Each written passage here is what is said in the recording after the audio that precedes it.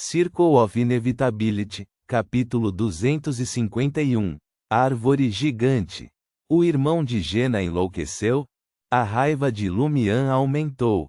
Não porque estivesse bravo com a outra parte e achasse que sua força mental era fraca demais para cair tão facilmente na loucura, mas porque ele ouviu a risada zombeteira do destino mais uma vez. Ele notou ontem que Julien se culpava pela morte de Elodie e mostrava sinais de retraimento em si mesmo, mas isso estava longe de ser loucura. Mesmo que ele enfrentasse problemas psicológicos no futuro, seriam prolongados, não um colapso instantâneo. A menos que algo tenha acontecido ontem à noite que tenha causado outro golpe duro em Julien. Maldito destino! Franca compartilhou a surpresa. Ontem, ela havia avisado Jenna para ficar de olho no estado mental do irmão, mas não esperava que Julien perdesse a cabeça tão rápido. Até onde ela sabia, ele era um jovem resiliente. Ele tinha boa saúde, e suas emoções não seriam facilmente afetadas ou desencadeariam tendências perigosas. Seria normal que ele se isolasse ou se entregasse por um tempo, mas um colapso completo em uma noite parecia improvável. Jenna mencionou a inclinação de Julien para o extremismo, mas isso era pelo bem da família. Com sua irmã ainda viva, sobrecarregada com dívidas e a necessidade de se tornar uma cantora de bares, era evidente que Julien persistiria e trabalharia duro para dividir a carga até que as dívidas fossem pagas. Se seus problemas psicológicos persistissem até então, ele poderia entrar em colapso ou tirar a própria vida silenciosamente. Isso levou Franca a suspeitar que Julien havia ficado emotivo novamente na noite anterior. Ela tinha preocupações semelhantes sobre a decisão da mãe de Jenna de cometer suicídio, mas se absteve de mencionar isso para não chatear Jenna. Franca entendia os sentimentos e escolhas de Elodie, mas o suicídio parecia muito precipitado e impulsivo, como se algo tivesse influenciado suas emoções. Antes de transmigrar para este mundo, Franca havia lido muitos relatos dessa natureza. Ela sabia que o tormento da pobreza, a autoculpa por sobrecarregar a família com dívidas, o medo de ser incapaz de trabalhar e o amor puro e altruísta poderiam levar uma pessoa otimista a uma situação desesperadora, levando-a a se sacrificar. No entanto, tais questões normalmente envolviam um período de luta interna antes de serem realizadas. Afinal, todos tinham vontade de sobreviver e considerariam os sentimentos de seus entes queridos. Embora não fosse impossível cometer suicídio ao entender as circunstâncias, as chances eram bem baixas. Franca especulou duas possibilidades. Primeiro, a mãe de Jenna poderia ser psicologicamente afetada por sua condição física. Segundo, a explosão na fábrica química pode ter sido parte dos motivos da secretária, Rony, e outros. As flutuações emocionais anormais e generalizadas subsequentes podem estar conectadas a esses eventos. Julien está em uma situação similar? Franca desviou o olhar para Jenna, que se aproximou do quarto 207, soluçando. O que aconteceu? Julien foi demitido, disse Jenna, sua expressão cheia de ressentimento, só porque ele não foi à fábrica ontem à tarde. Mas quem pensa em trabalho quando sua mãe acabou de falecer? Depois de deixar o hospital, ele imediatamente foi até seu mestre para pedir folga, mas eles lhe deram um aviso de demissão. Ele foi aprendiz lá por um ano inteiro. Droga! Franca xingou. Eles não podem simplesmente deduzir algum dinheiro? Eles são insensíveis? Nenhum membro da família deles morre? Eles disseram que precisava ser solicitado com antecedência. Não pode ser feito depois. Jenna enxugou as lágrimas. Julien desabou esta manhã. Ele chorou como uma criança, culpando a si mesmo e expressando seu medo de perder o emprego. Esperei até que ele estivesse exausto de tanto chorar e adormecesse antes de correr para encontrar você. Fui primeiro à Rue des Blouses Blanches, mas não encontrei ninguém lá, então vim para cá. Sua voz tremia, como se uma onda de emoções tivesse surgido dentro dela e precisasse ser liberada. Franca soltou um suspiro de alívio. Não parece muito grave. Parece mais um colapso avassalador. Confie em mim, um psiquiatra genuíno pode curar seu irmão completamente. Vou marcar uma consulta para você imediatamente. Enquanto Franca falava, ela se virou e foi em direção à escada. A raiva no coração de Lumian se intensificou. Esquecer de pedir folga, ser demitido no mesmo dia em que fez o pedido, sucumbir a novos distúrbios e cair na loucura, tudo parecia coincidência demais. Filho da puta do Termiboros. Dá-se a inevitabilidade. Lumian se virou para Jena e disse bruscamente: vamos fazer uma visita ao dono da fábrica e ao mestre do seu irmão. Jena franziu os lábios e respondeu simplesmente: tudo bem. Lumian passou por ela e seguiu Franca escada acima, seus olhos azuis ardentes queimando de determinação. Naquele momento, as palavras da psiquiatra Madame Suzy ecoaram em sua mente: lembre-se sempre de não exagerar.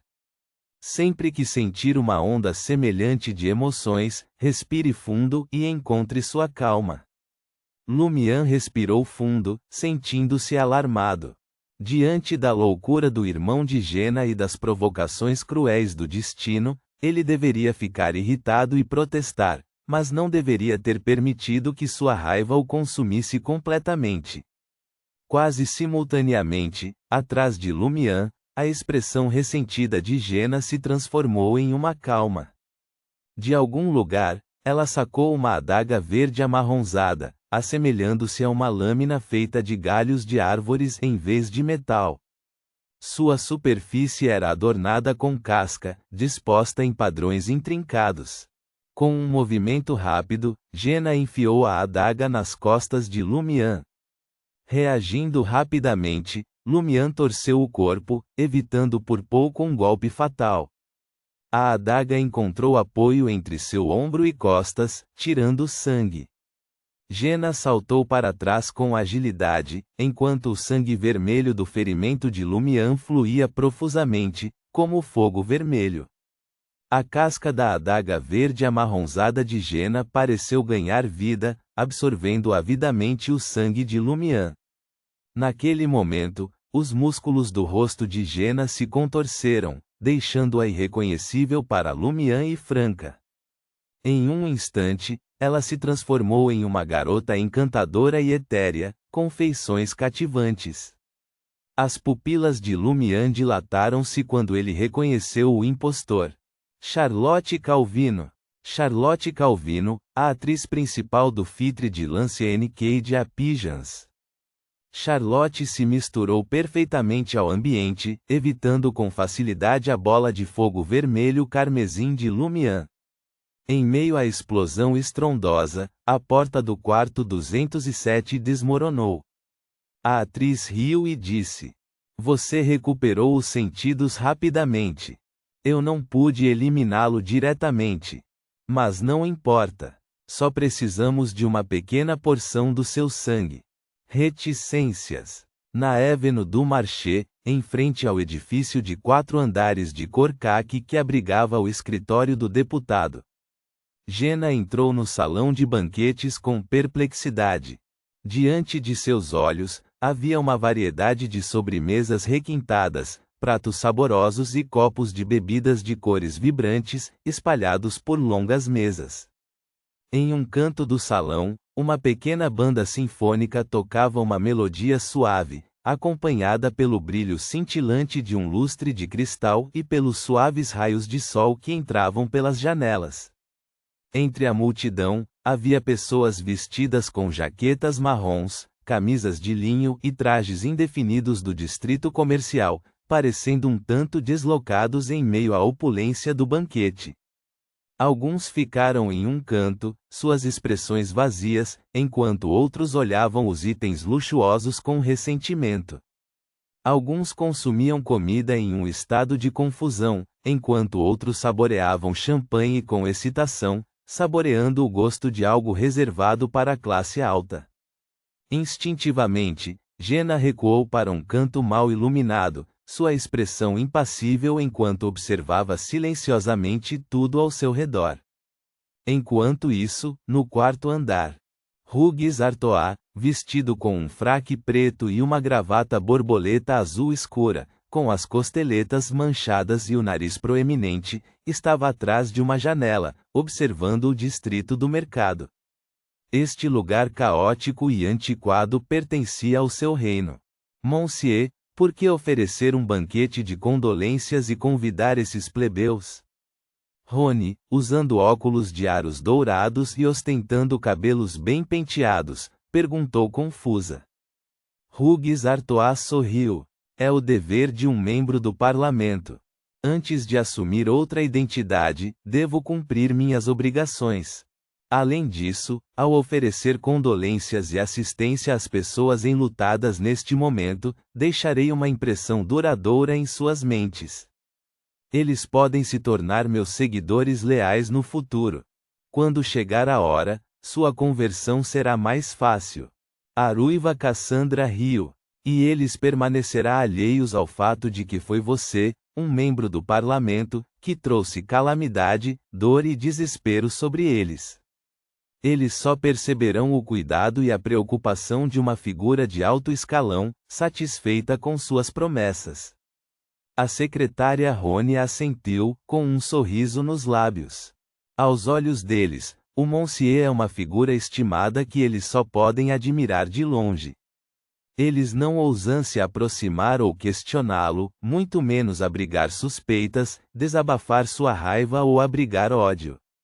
Enquanto não houver organização entre eles, eles nunca ousarão resistir.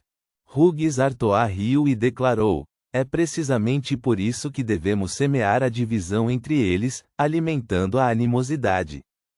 Com essas palavras ditas, Hugues Artois voltou seu olhar para a janela iluminada pelo sol e murmurou para si mesmo: aqueles sob a árvore mãe do desejo já devem ter começado suas ações, eu presumo. Reticências. Na rua Narche, nos arredores do Auberge du Coq d'Orée. Sem aviso, o chão se abriu e o centro cedeu, pegando vários vendedores desprevenidos. Eles caíram no abismo, seus gritos abruptamente silenciados.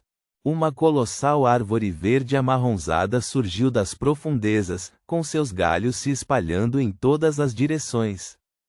Estendendo-se por vários quarteirões, ela envolveu o Auberge du Coq d'Orée em seu abraço arborizado. O casal fugitivo, em meio à disputa verbal, se viu mais uma vez envolvido em seu passatempo favorito. Anthony Reid, o corretor de informações, buscou refúgio sob uma mesa de madeira frágil, tremendo incontrolavelmente. Enquanto isso, Pavard Nisson, o proprietário do bar subterrâneo, pegou seu bloco de desenho, bebendo uma cerveja enquanto rabiscava num papel com uma expressão de profunda preocupação. A imensa árvore verde amarronzada continuou a crescer, sem parar. Ponto.